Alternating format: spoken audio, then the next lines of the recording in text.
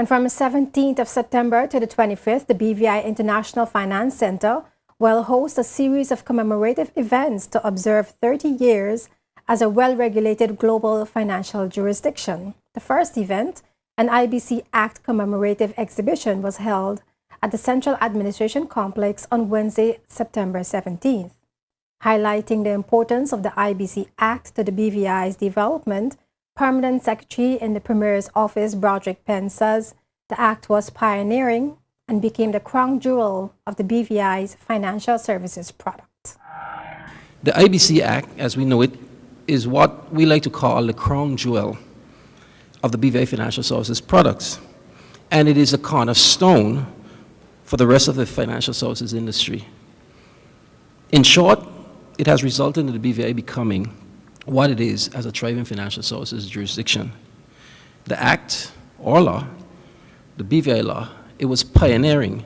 For a long time, it remained a benchmark against which the company registration and corporation laws of other jurisdictions were judged and, in fact, emulated.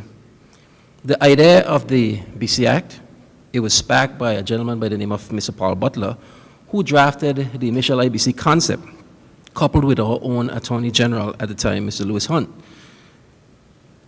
A skilled draftsman in his own right, he reworked the draft in conjunction with lawyers from the firm of Harney's to make it more compatible for the BVI.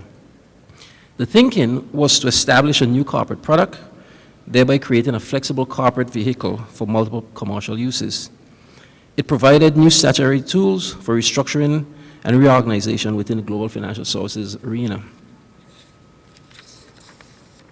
But the Act is more than just that, more than a mere piece of financial services legislation that people from all over the world use to transact their commercial businesses. All over the world, the BC is used to facilitate the efficient flow of capital, which in turn drives economic growth. Here at home, it's a different but equally successful story. I am the product of what the BC means to the BVI, and so are many of you.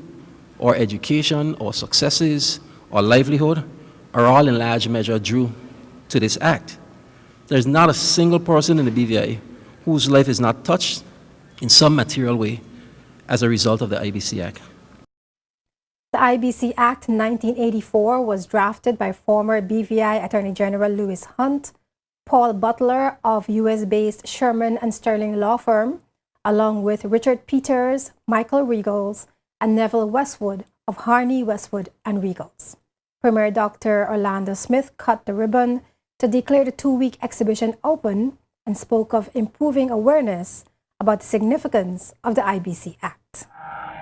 I'm extremely pleased with the level of involvement by companies and individuals who have contributed to this exhibition, especially Mrs. Dancia Pensala, who was very instrumental in sharing a large portion of the exhibit materials being displayed. Next Tuesday, 23rd September, I invite you to tune in to a live TV program on Jet TV from 7 to 8 p.m. with a group of BVI industry leaders who will discuss the impact of the IBC Act and its importance to the BVI. Our activities also include the youth, as the senior students of our high schools and the H. Lavity South Community College are presently involved in an essay competition.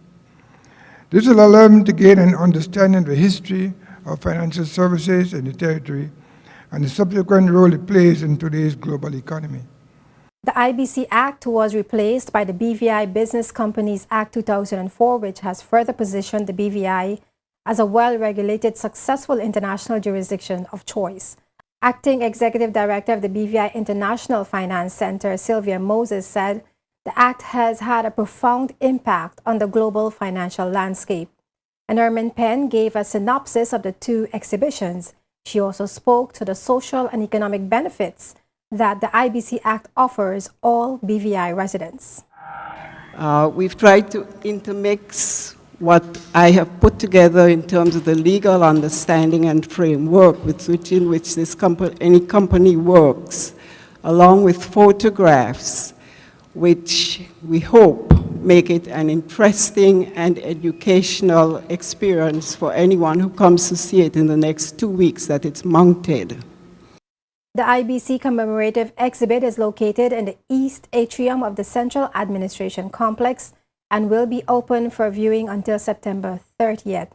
Other events celebrating the 30th anniversary of the Act include a special live television program titled The IBC Act Ahead of Its Time on Tuesday, September 23rd, right here on JTV Channel 55, and will be simulcast on Radio ZBVI.